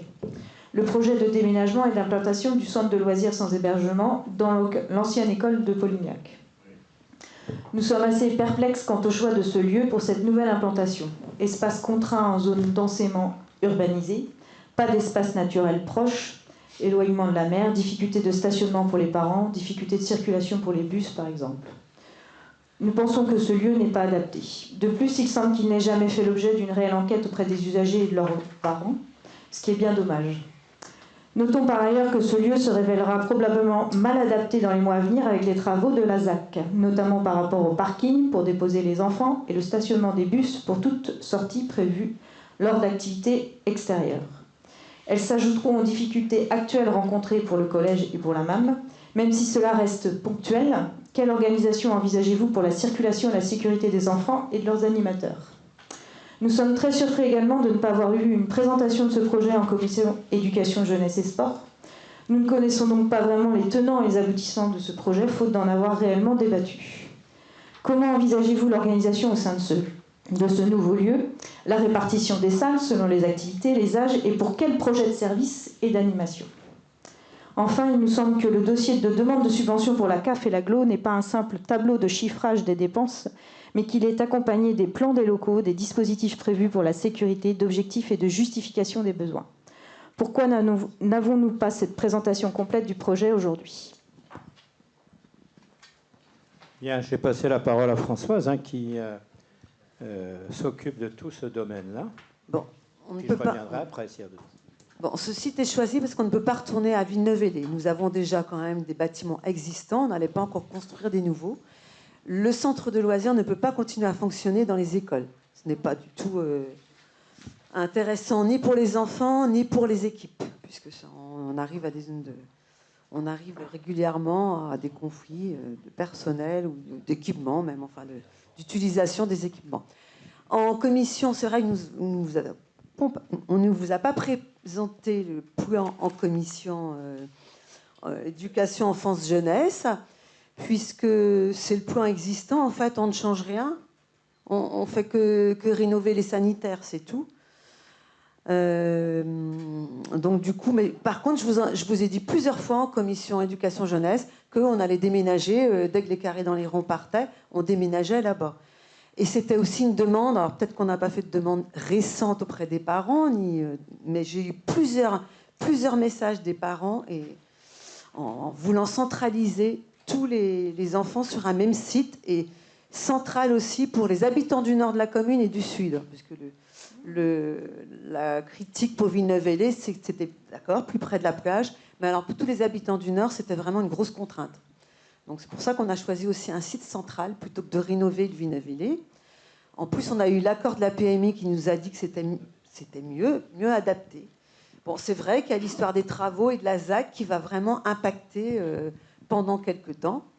L'histoire des bus, tu me dis les bus, mais les bus du collège, actuellement, ils vont continuer à passer. Donc, nous, on va utiliser les mêmes endroits. Puis, on n'utilise pas le bus tous les jours en centre de loisirs, loin de là. Donc, je ne peux pas vous présenter les plans parce que c'est les salles de classe qui passent en salle d'activité, en fait. Voilà. Enfin, on aurait pu quand même avoir une projection de plan avec l'idée de comment on aménage ce futur centre de loisirs si toutefois, en effet, il devient quelque chose de vraiment une réelle demande des parents. On pourrait quand même avoir connaissance de comment vous envisagez l'aménagement de ce nouveau lieu s'il devait être plus agréable que dans lequel ils sont aujourd'hui, qui est encore une école. Là, on change... Si c'est pour changer d'une école à une ancienne école, même si on adapte, mais justement... Une salle, c'est une salle. Oui, mais justement, comment on adapte? Ça passe salle d'activité, quoi. Pardon, tout simplement, avec du mobilier, c'est avec du mobilier, des équipements qu'on va adapter, parce que les murs restent là. Je vous en prie, monsieur. Je me permets, je ne sais pas si je peux intervenir. Je vais juste vous demander, pour les locaux de l'école de Polignac, ils ont été déclassés. Donc ils n'ont plus aucun caractère scolaire, on est bien d'accord. Oui. C'est des locaux dont la commune dispose. Par contre, à partir du moment où vous créez un centre de loisirs, monsieur le maire, vous allez donc devoir reprendre un arrêté d'ouverture d'un établissement qui va accueillir des enfants. Oui, oui. C'est ça. Donc on change les... Alors on ne peut plus parler de classes, c'est pas les classes n'existent plus, on a des salles. Voilà. Donc ces salles vont être réaffectées à un centre de loisirs qui nécessite sur la forme un arrêté d'ouverture émanant de votre part avec l'avis de la commission de sécurité, etc. Donc pour les bien entendu. Voilà, d'accord, merci. Moi, ce que je note quand même, c'est que ces locaux-là, j'avais entendu aussi des grandes mises en garde quand on y a accueilli l'association des carrés dans les ronds, et ils se sont révélés particulièrement bien adaptés. Et donc, c'est des locaux qui peuvent avoir différents usages, qui se révèlent bien adaptés. Moi, ce que je veux dire, et en ce sens-là, je soutiens la démarche de Françoise, près de Villeneuve-Hellé, pour reprendre ce que vous disiez tout à l'heure, Ils ne sont pas loin de la mer, ils ont des espaces naturels, ils ont du parking, ils n'ont pas de soucis de stationnement ni rien. Reste que les parents qui bénéficient de ça nous demandent, et nous ont demandé à plusieurs reprises, de ne plus rester à Villeneuve-Hellé pour venir ici. Et qu'on ne peut pas ignorer les demandes qui nous ont été faites, notamment par ceux du nord de la commune, hein, ça a été dit, mais par un grand nombre d'autres. Et donc, du coup, on recentre ici. C'est pas faux de ne pas vouloir rester à Villeneuve-Hellé, c'est vraiment parce que c'est ce qui nous est demandé. Donc, on répond à ce moment-là à la demande des parents. Il va y avoir des travaux de modernisation, de remise aux normes, etc. Ils seront présentés dans le détail et puis on les verra. En tout cas, aujourd'hui, il nous est demandé, ne serait-ce que pour respecter un certain nombre de délais par rapport aux subventions, de présenter les grandes lignes du projet, de décrocher les accords de subventionnement. On ne doit pas les laisser passer comme ça. Et puis, on a le temps, enfin, on a le temps. En tout cas, on trouvera le temps de présenter ces affaires-là de manière plus détaillée à tout le monde. Il n'y a pas de problème, il n'y a pas de problème là-dessus. Mais ceci dit, sur le choix de l'emplacement, il faut se rendre compte que bien des parents n'ont pas souhaité continuer et nous ont demandé de ne pas continuer à aller à l'extérieur, premièrement. Et deuxièmement, il est temps de mettre fin à la surutilisation de l'école de Pratfoine, comme école, comme centre de loisirs, etc. etc. C'est aussi une grande demande. Monsieur le maire, sous la loi de décentralisation, on avait prévu que les locaux scolaires peuvent être utilisés à des fins culturelles, sociaux, oui, etc., en dehors du temps scolaire. Mais c'est pas... communes de faire 36 oui, mais vous admettrez que même si la loi le permet, pour les enfants se retrouver dans les mêmes locaux pour la classe, puis pendant les vacances, etc., ça finit par poser quelques difficultés. Monsieur le Marchand a demandé la parole. À vous, Monsieur le Marchand. Merci. La question concernant Villeneuve-Hellé et Polignac, elle est quand même de base. Moi, je me rappelle avoir entendu dire qu'on abandonnait Villeneuve-Hellé parce qu'il y avait beaucoup de travaux à faire. Alors, on s'aperçoit aujourd'hui qu'on arrive déjà à 140 000 € de travaux pour Polignac. Donc, quelle est la jonction entre les deux? Quel est le différentiel de coût qu'il y aurait eu entre Villeneuve-Hellé et Polignac? Ça, c'est la première chose. Vous parlez de sondage au niveau de parents. Moi, j'aimerais bien avoir le résultat de ce sondage. Parce qu'il y a également d'autres sons de cloche par lesquels les parents préféraient Villeneuve-Hellé parce que c'était dans un environnement plus agréable. Et je pense que dans l'avenir qui va arriver très prochainement avec la ZAC Centre, l'environnement sera encore plus agréable à Villeneuve-Hellé que sur la ZAC Centre parce que je voudrais voir quels sont les lieux d'activité pour les enfants. Hormis les sorties qui vont être opérées, quelles sont les activités qu'ils vont avoir au sein de Polignac? Voilà, ce sont des questions que je me pose et ça m'interpelle. Parce que quand j'entends, je termine mon commentaire, merci. Quand j'entends dire que ce sont les parents, je pense que la priorité, malgré tout, c'est quel est le mieux pour les enfants. C'est pas pour les parents, c'est quel est le mieux pour l'enfant. Parce que quand c'est uniquement le mercredi, c'est pas très grave. Mais quand il s'agit des vacances scolaires, qu'ils sont pendant une semaine dans un environnement qui est construit, qui est dans l'immobilier, attention à ça. Alors que Villeneuve-Hellé, ils ont un parc. Il y a la facilité du stationnement. Il y a énormément de points favorables quand même sur Villeneuve-Hellé. Quand on voit le différentiel de coûts, j'aimerais bien avoir cette nuance-là. Merci. Alors, à Villeneuve-Hellé, déjà, les enfants partagent les locaux avec les associations et les locations. Donc, ils ne peuvent rien laisser. Ils n'ont pas de locaux à eux. Donc, c'est bien pour ça, là, ils vont avoir leurs propres locaux. D'accord ? Quand ils sont à Villeneuve-Hellé, s'ils veulent aller faire du sport, s'ils veulent aller à la médiathèque, systématiquement, on prend un bus. Et c'est arrivé... Avant le Covid, ils étaient à Villeneuve-Hellé. Hein. Et quand je vous dis que c'est trop petit, c'est au niveau de chez les petits. C'est pas de l'aménagement qu'il faut faire à Villeneuve-Hellé, c'est construire des pièces supplémentaires, puisqu'on n'a pas assez de salles, ni pour les moins de 6 ans, ni pour les plus de 6 ans.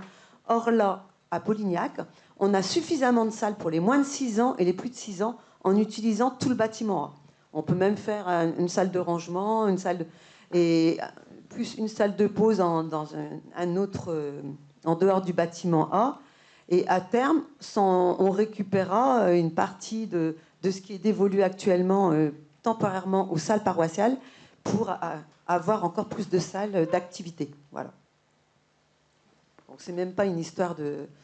Voilà, donc c'est sûr que le site, il est plus sympa à Villeneuve-Hellé, mais il est excentré. Et à chaque fois qu'il voulait faire une activité, ben oui, vu le prix des bus actuellement, on fait attention quand même. Bien, Pierre Le Grognac demande la parole. Oui, juste sur un un problème de méthode. Dans le passé, j'ai déjà eu l'occasion d'attirer l'attention sur le fait qu'on ne pouvait pas toujours présenter les dossiers au travers des demandes de subventions. Et ça, c'est un peu le travers, là. Il est illustré.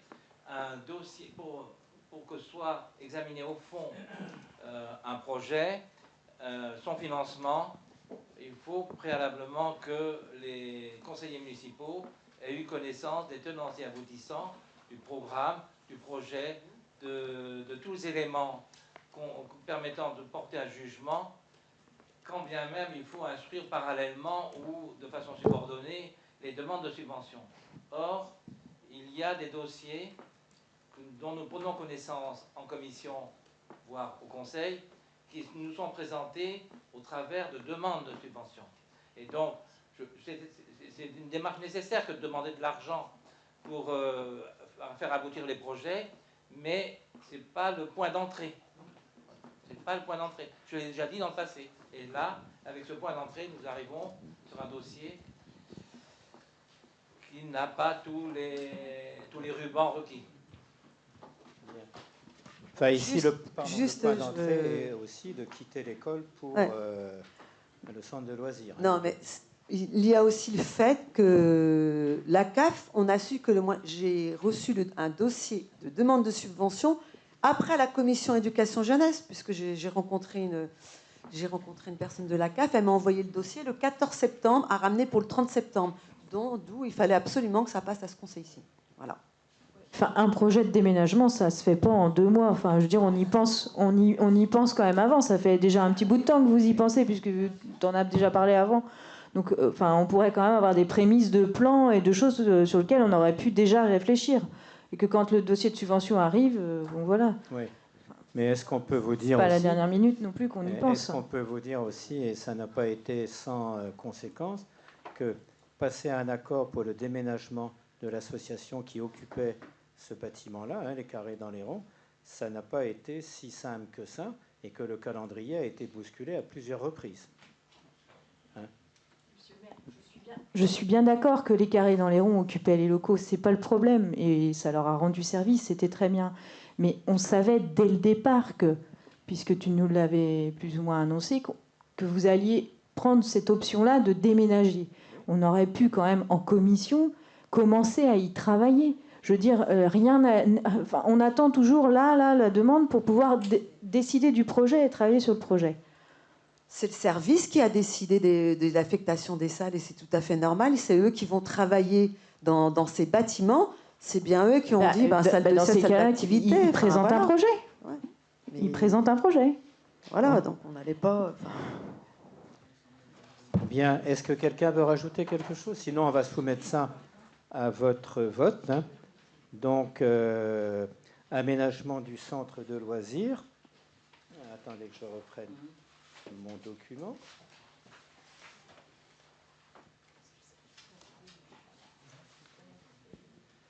Donc, il est proposé d'approuver les travaux envisagés pour l'accueil du centre de loisirs dans le bâtiment A de l'ancienne école de Polignac, faisant l'objet des demandes de subvention, et donc de m'autoriser à solliciter leur financement auprès de Lorient Agglomération d'une part, et de la Caisse d'allocation familiale au titre du plan du mercredi d'autre part, et de tout autre organisme.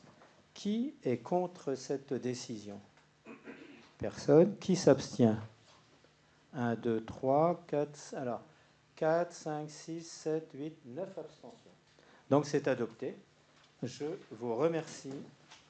Et Patrice, je te passe la parole pour ce qui concerne la redevance d'occupation du domaine public GRDF. Très bien, merci.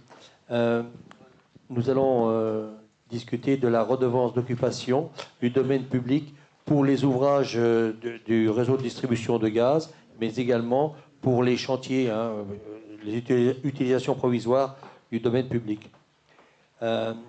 Cette redevance se calcule en fonction de la nature, c'est-à-dire soit un ouvrage fixe, soit des travaux, une occupation provisoire. Les prix sont différents.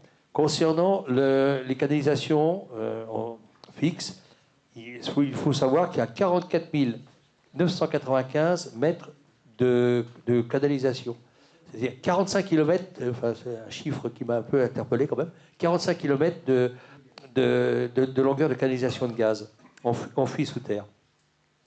Le prix de la redevance au mètre est de 0,035 euros, c'est-à-dire 3,5 centimes au kilomètre.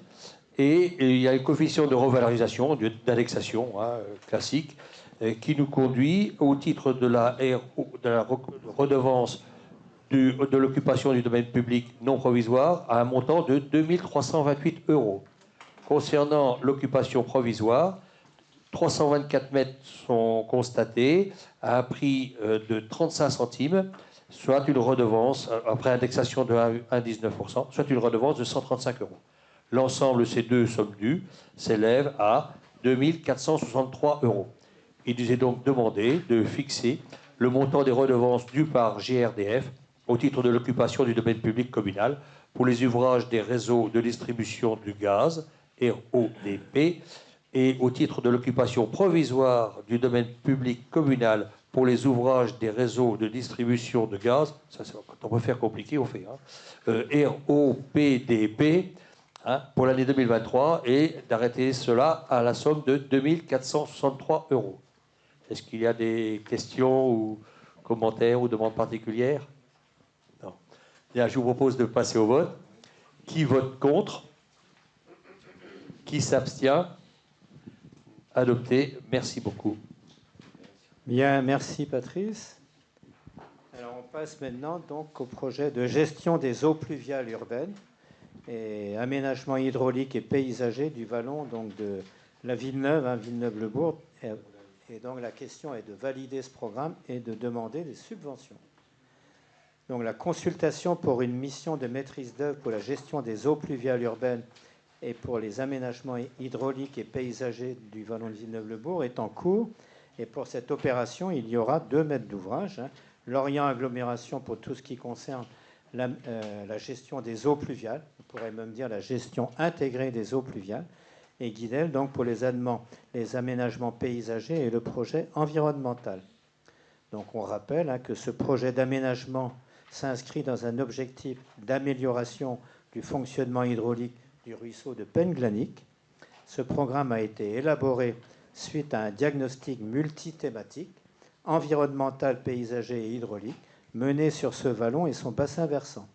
Il a abouti à la présentation de scénarios d'aménagement qui ont visé la limitation au maximum de l'incidence des ouvrages envisagés sur les zones humides, le ruisseau de Penglanic et les boisements qui l'entourent. Le scénario retenu a pour ambition de gérer les eaux pluviales, donc il s'agit d'un traitement qualitatif et quantitatif jusqu'à une pluie d'occurrence 6 mois avec un débit de fuite de 5 litres secondes par hectare.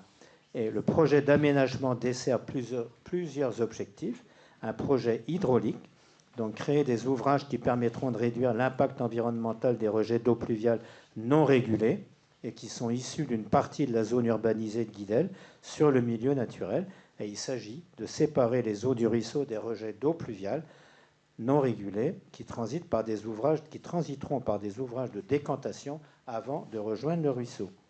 Et le projet paysager, il s'agit de valoriser le vallon pour développer son usage comme espace naturel et faire découvrir aux habitants de Guidel ce site qui bénéficie déjà de quelques aménagements et dans lequel il y en aura d'autres.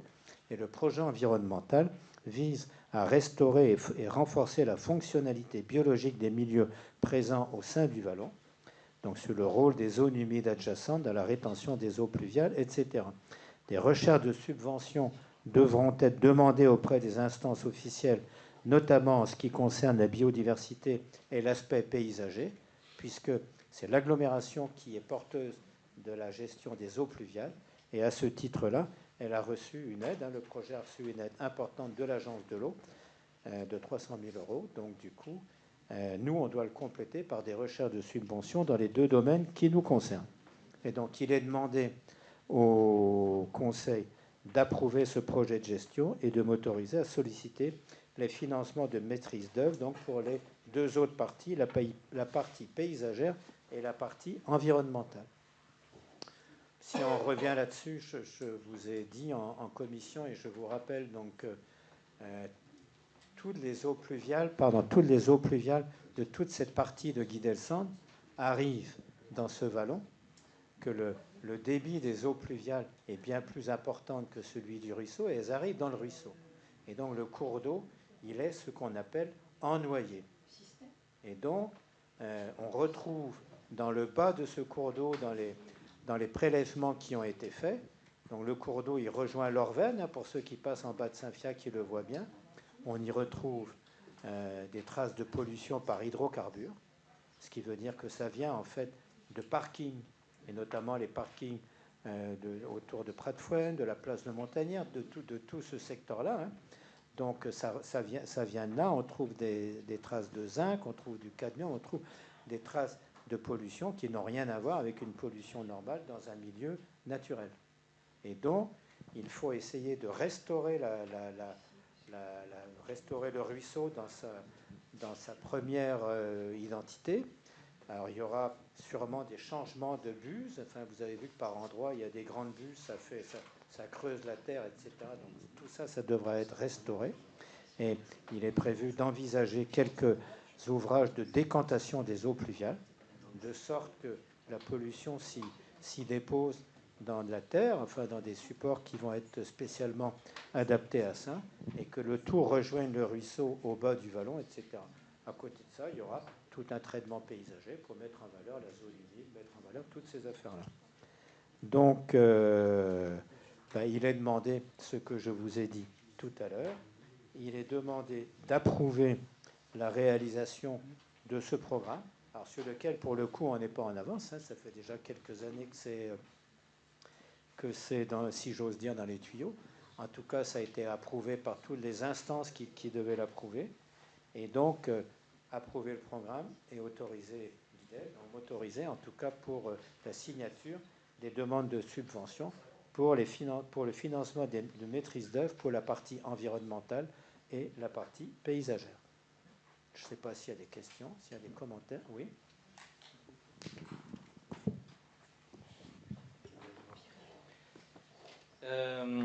Contrairement à ce que laisse supposer l'intitulé, le lapsus contenu dans l'intitulé de la délibération, le conseil municipal est bien sollicité selon le cheminement qui doit toujours prévaloir, on y revient, pour d'abord valider le programme des travaux envisagés au plan hydraulique, environnemental et paysager, et ensuite se prononcer sur les demandes de subvention.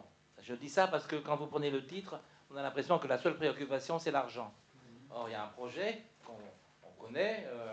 Il faut d'abord inviter à se déterminer sur la nature du projet et ensuite sur la demande de la construction du plan de financement. Nous n'avons pas d'objection à faire pour ce projet, qui est plutôt la bienvenue dans un espace jusqu'ici mal traité et mal connu. Mais une réserve cependant. Au stade des études, des abattages d'arbres peu nombreux, dit-on, sont envisagés, avant même que le cabinet de maîtrise d'œuvre ne soit connu.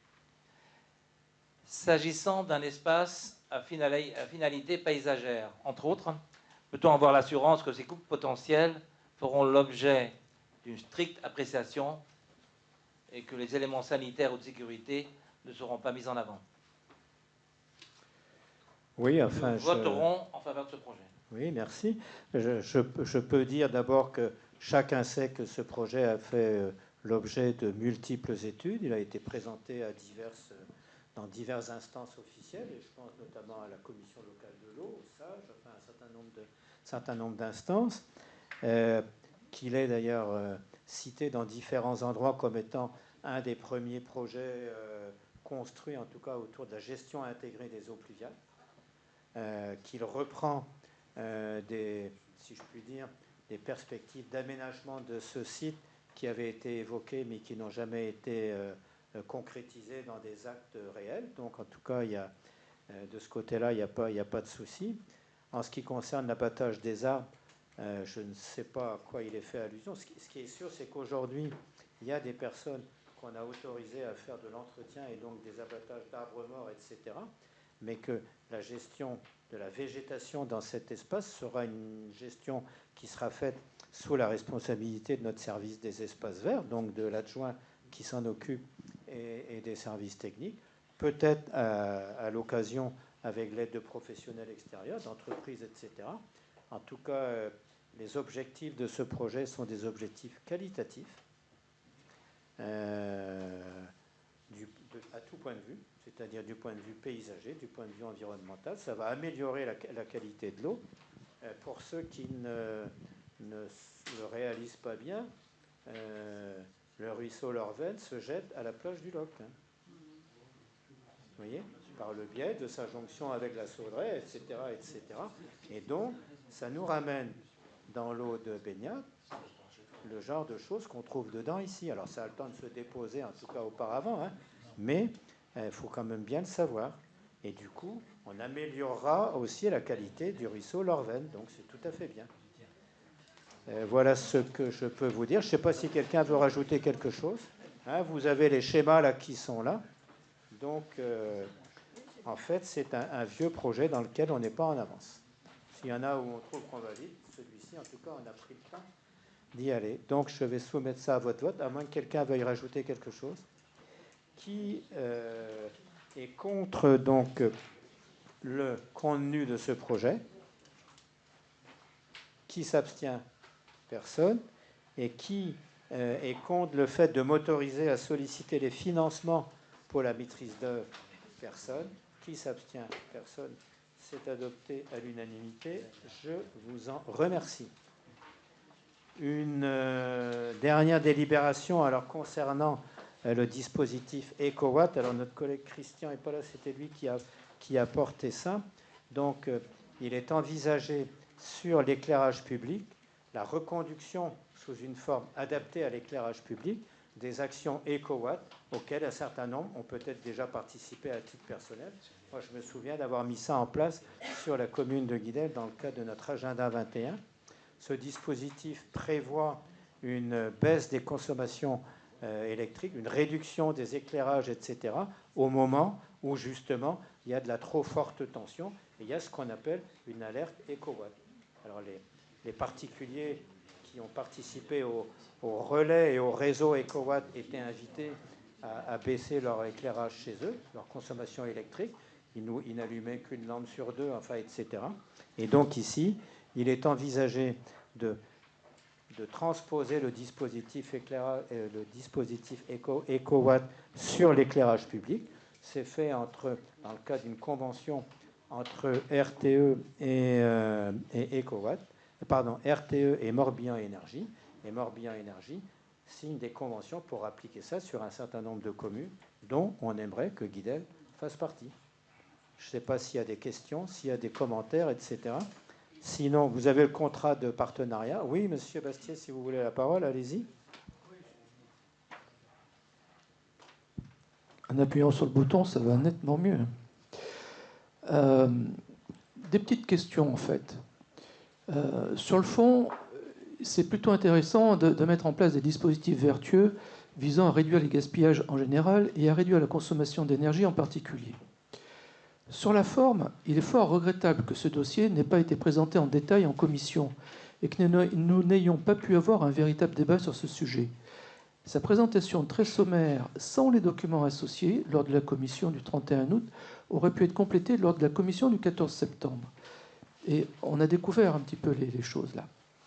Jusqu'à une période récente, la France pouvait s'enorgueillir d'une production électrique à la mesure de ses besoins, abondante, fiable, permanente, décarbonée et à un coût très faible pour l'usager. Aujourd'hui, dans une période où le besoin en électricité est en très forte augmentation, y compris chez nous, les conséquences désastreuses d'une politique qui a conduit à détruire un des systèmes les plus performants au monde imposent l'établissement du type de contrat qui nous est proposé ce soir. Si l'on ne peut qu'approuver l'incitation à une démarche volontaire, vertueuse, visant à moins consommer, on ne peut que déplorer le principe de la coercition via une certaine forme de chantage à la pénurie et au coût exorbitant pour obliger à cette réduction de consommation par mise en œuvre délibérée de la pénurie et ou de la cherté. Bien sûr, ce n'est pas la commune qui est responsable, mais elle le subit.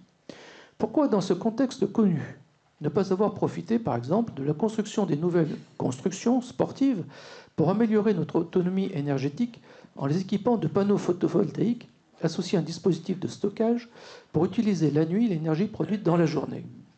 Cela aurait peut-être pu aider à se passer de ce nouveau système de gestion des pénuries organisées. En hiver, on y arrive, l'éclairage public commence de bonne heure. On va donc le couper alors que la vie économique et sociale est encore importante. A-t-on une idée même imparfaite du nombre de jours susceptibles d'être concernés? On ne l'a pas eu, ça. Comment les citoyens recevront-ils l'information d'une alerte rouge EcoWatt prévue à l'article 3.2 du contrat? L'article 4 renvoie à l'annexe 2 pour la répartition des secteurs concernés, mais il n'y a pas d'annexe 2. Quels sont les secteurs concernés? Les manifestations prévues dans le centre-ville durant la période de Noël pourront-elles se dérouler sans coupure? Va-t-on couper l'éclairage des terrains de sport, gros consommateurs d'énergie? Si oui, cela semblera normal à beaucoup de nos concitoyens, mais c'est un coup dur pour les sportifs qui ne méritent pas cela. Sinon, n'est-ce pas une ineptie de maintenir cette grosse consommation pour quelques individus au détriment de l'éclairage public utile à tous? Quel bénéfice réel attendons-nous de notre participation au dispositif EcoWatt? Notons par ailleurs que le contrat d'approvisionnement avec Morbihan Énergie arrive à terme et doit être renouvelé. Quelle augmentation de tarifs allons-nous subir? On avait parlé de 2 à 3, mais on ne sait pas. Donc, toutes ces questions, nos concitoyens méritent d'avoir des réponses précises à toutes ces questions, parce qu'on ne les a pas eues. Hein. Je pense qu'on ne les a pas eues parce que les nouveaux tarifs de Morbihan Énergie ne sont pas encore sortis. Hein? Donc, il faut attendre les propositions qu'ils doivent nous faire. Pour le reste, la participation à EcoWatt reste, n'est pas automatique. C'est-à-dire que vous voyez qu'il est question de désigner 2 personnes référentes, hein, un élu et un technicien. Et si le technicien estime, ou l'élu estime qu'à la date envisagée pour faire, si on annonce une baisse, etc., il peut tout à fait dire et intervenir pour que ça ne se passe pas. Si par exemple c'est un jour où il y a des animations, parce qu'il y est fait allusion, ça ne veut pas dire, la participation au système EcoWatt ne veut pas dire qu'on ne maîtrisera plus nos consommations. On sera alerté sur la nécessité de diminuer. Après, les responsables auront leur libre jugement. Ce n'est pas quelqu'un d'autre qui va décider pour nous. Faut pas... Il y aura toujours un certain nombre de choses comme ça. Mais ça, ce seront à l'élu et aux techniciens. Alors ici, il est proposé que ce soit Christian Guéguin, élu, et Pierre-Éric Cinquin, technicien, de mener ça de bonne manière. Mais pour avoir pratiqué le dispositif EcoWatt, nous étions alertés, et puis on suivait ou on ne suivait pas, chacun faisait en fonction de ses besoins. Enfin, il n'y a pas de... Donc il y aura de ce côté-là. Par contre, dès que l'engagement sera pris, il y aura beaucoup d'informations qui sera faites à ce sujet. D'accord, parce qu'il avait été dit, il nous avait dit, c'est dommage qu'il ne soit pas là, hein, qu'on allait pouvoir connecter les stations électriques pilotables. Et moi, j'avais compris que, eh bien, effectivement, on avait 2 représentants là-bas, mais c'est EcoWatt qui décide de quand on coupe ou quand on ne coupe pas. C'est bien l'objet d'avoir des stations pilotables à distance. Sinon, ça ne sert à rien. Sinon, on a un bonhomme, un technicien qui coupe ou qui ne coupe pas. On a 2 stations qui sont concernées, mais dans l'ensemble, on n'a pas bien compris, et comme on ne nous a pas présenté le truc vraiment en détail, on n'a pas bien compris exactement ce que ça va avoir comme conséquence réelle pour la vie des gens. Vous voyez, c'est ça. Et moi, j'avoue que là, même avec ça, je ne comprends toujours pas. Hein. Je ne suis pas sûr que ça nous privera d'éclairage. Ça nous donnera par moment un éclairage moins fort. Oui. C'est-à-dire, oui, bien sûr. C'est des formes... Ça va diminuer la consommation électrique de la ville. C'est tout à fait ça, le but d'EcoWatt. Alors, pour le reste... Moi, honnêtement, monsieur le maire, quand on lit bien, parce qu'on l'a lu le texte, hein, si on donne mandat à Morbihan Énergie pour couper les trucs, c'est pas nous qui allons le faire, hein, c'est eux qui vont le faire. Enfin, ce sera fait suivant des modalités déterminées entre Morbihan Énergie et nous. Et comment, enfin, Moi, je vous ai posé une question, notamment comment on prévient les usagers, parce que le 3.2, je ne sais pas comment on fait, nous, à la mairie, pour le faire. Très franchement. On trouvera un moyen pour prévenir les usagers, mais comment a-t-on fait quand on a réduit l'éclairage plus sérieusement quand même l'année dernière? On a eu de nombreuses discussions et de nombreuses actions d'information, et ici on le fera aussi. Oui, d'accord, parce que ça n'a rien à voir, on est bien d'accord. Couper de telle heure à telle heure, c'est une chose, c'est clic-clac, mais là, c'est pas pareil. Mais ici, ce ne sera pas coupé complètement. Enfin, EcoWatt n'a jamais coupé complètement le courant. Ils ont diminué l'intensité. Oui. Oui, parce que quand on relit quand même les textes, la commune s'engage à donner mandat à Morbihan Énergie pour éteindre ou abaisser l'éclairage public au nom et pour le compte du partenaire. Donc la municipalité, la commune n'a rien à voir. Ils vont décider. On ne choisira pas. La commune pourra décider d'abaisser et non de couper. Éteindre ou abaisser, oui. Au nom et pour le compte du partenaire. Ensuite, désigner un élu et un technicien référent, interlocuteur uniquement pour le projet.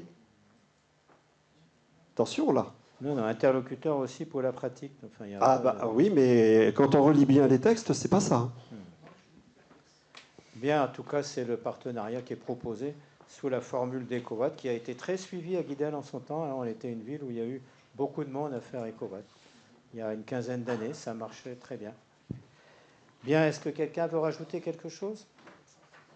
Alors, je vais soumettre ça à votre vote. Qui est favorable, qui est contre la signature d'un contrat de partenariat avec EcoWatt?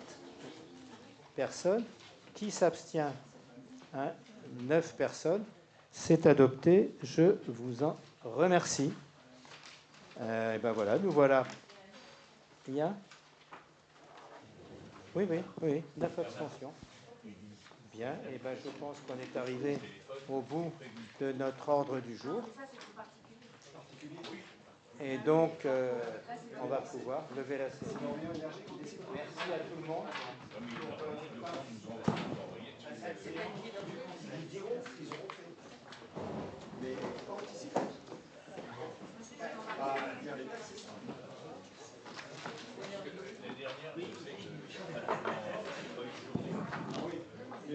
On n'a pas eu 3, on n'a pas eu